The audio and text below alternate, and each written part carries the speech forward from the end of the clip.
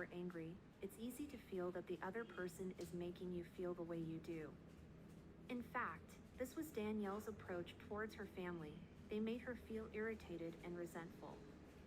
But blaming the other person for your responses undermines your ability to do anything about your situation. Why? Because if you really do feel it's their fault and that they provoked you, you are unlikely to look for a helpful solution. It's the other person's fault. There's nothing you can do about it. In fact, if you can blame them for their behavior, then you don't have to change anything about yourself or the way you respond. It's the other person who needs to make the changes. This can be seen as mistaken thinking. A maths and spelling analogy is useful here.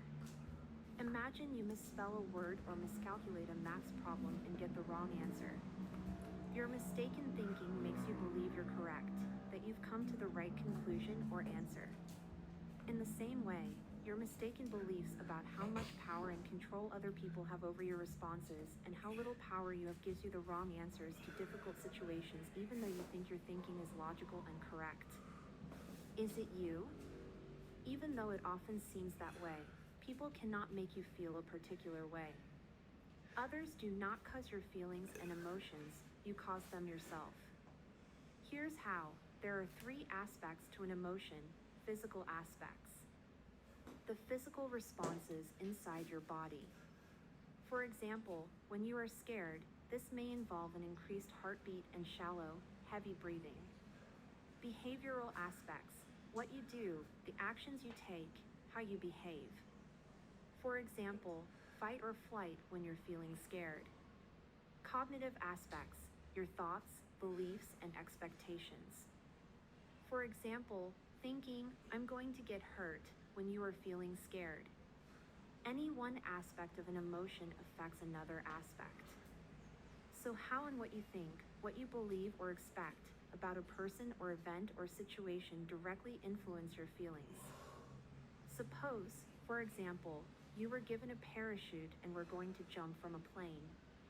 How you thought about it, your beliefs, expectations, and perceptions would affect how you felt. If you had chosen to go skydiving and were looking forward to it, you would probably feel excitement. On the other hand, if you were having to jump because the plane was in difficulty, your thoughts, your beliefs, and expectations would be filled with feelings of fear. In the same way that skydiving can provoke thoughts and feelings, what others say and do may provoke feelings within you, but they do not cause your feelings. It's not what other people do that's the difficulty, it's how you interpret it. For example, if someone arrives late for an appointment and you feel that they aren't bothered that you've been kept waiting, you may feel hurt. If, instead, you feel that their being late has cut down the time you plan to spend on something purposeful and constructive, you may feel frustrated.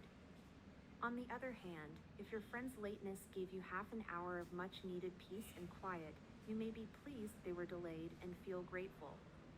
Are you aware of when you try to blame other people and situations?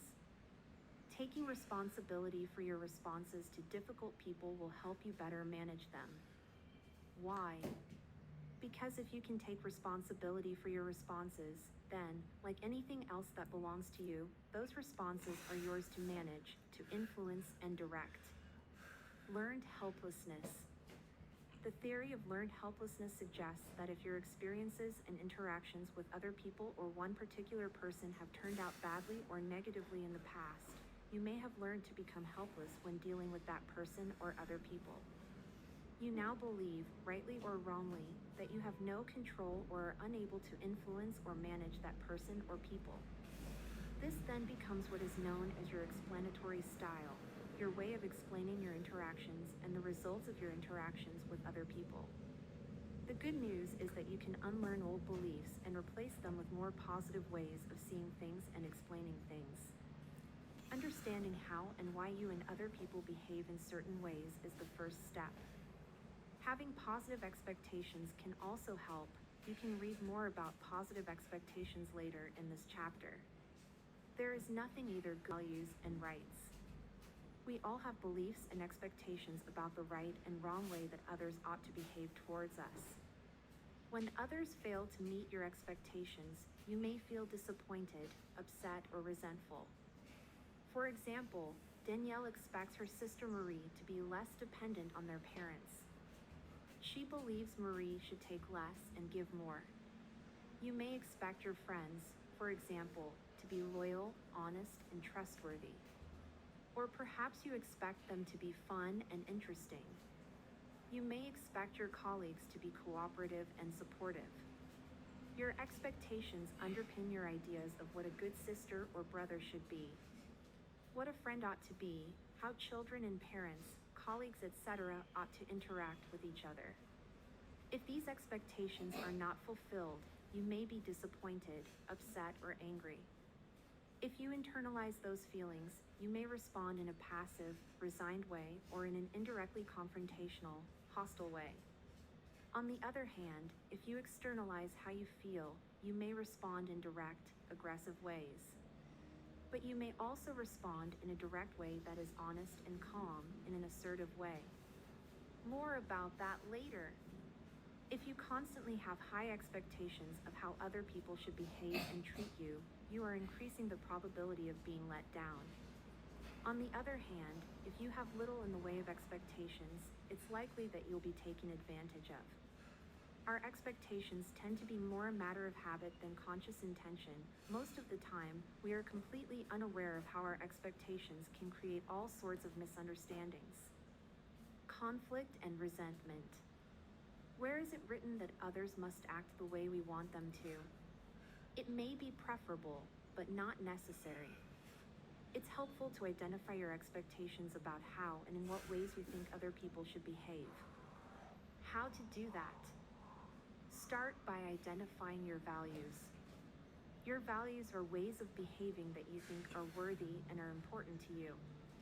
Read the list below and tick any values that you expect to see in other people. Affection, altruism, appreciation, clarity, commitment, compassion, consistency, cooperation, courtesy, decisiveness, determination, dignity, directness, discipline, discretion, duty, empathy, fairness, fidelity, generosity, gratitude, harmony, honesty, humility, independence, integrity, kindness, loyalty, obedience, open-mindedness, professionalism, punctuality, reliability, respect, self-control, sincerity, support, trust, truth, understanding. Now choose the 5 values that are most important to you. Your main values guide the way you behave and interact with other people. Your values are the principles by which you live much of your life. Your values can also act as an anchor. They can be relied on to support and stabilize you. Your values also reflect your expectations about the way other people should behave. So if decisiveness and reliability are important to you, you will probably expect others to behave in the same way, to make clear decisions, be definite, resolute and determined, dependable and committed. When other people don't behave in ways that reflect your values, when they don't behave in ways that you think are important, you may respond with disappointment, resignation, frustration, or anger.